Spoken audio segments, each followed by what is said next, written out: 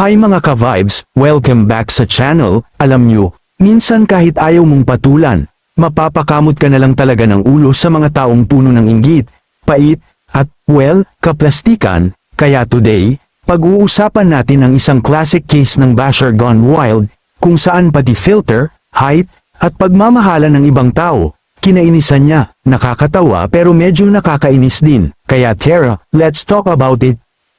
Alam nyo mga ka-vibes, nakakagigil pero at the same time nakakatawa na itong si Madam Basher na matagal ng bitter kay Medeth.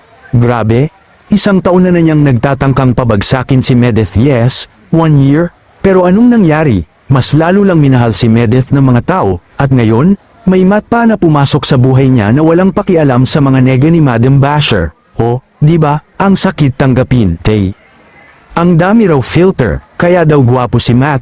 Wow ha? So ibig sabihin lahat ng lalaking gwapo, naka-filter, at si Matt, bansot daw, ano ngayon kung hindi 6 na footer, mas matangkad naman siya sa insecurity mo. Ang tanong, ikaw, anong ambag mo bukod sa paninira?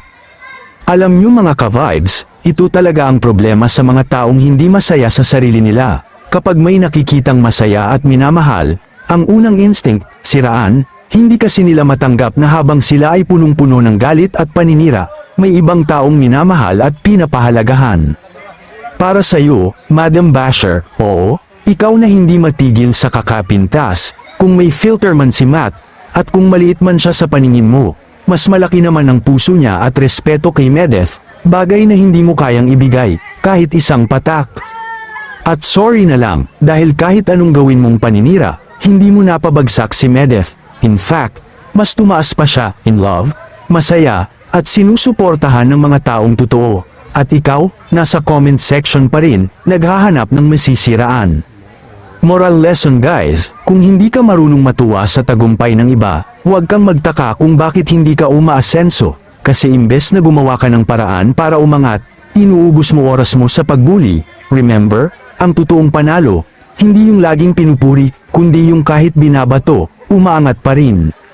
Sa lahat ng kagaya ni Medeth na patuloy lang sa pagmamahal, sa kabutihan, at sa pagiging totoo, saludo kami sa inyo. At sa mga kagaya ni Madam Basher, ay nako, manalamin ka muna bago ka mamintas.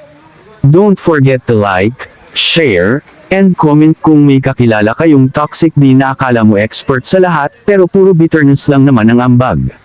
This is your Manjez Zay TV reminding you. Real recognize real, inggit. Hindi uso sa tunay na masaya. Bye!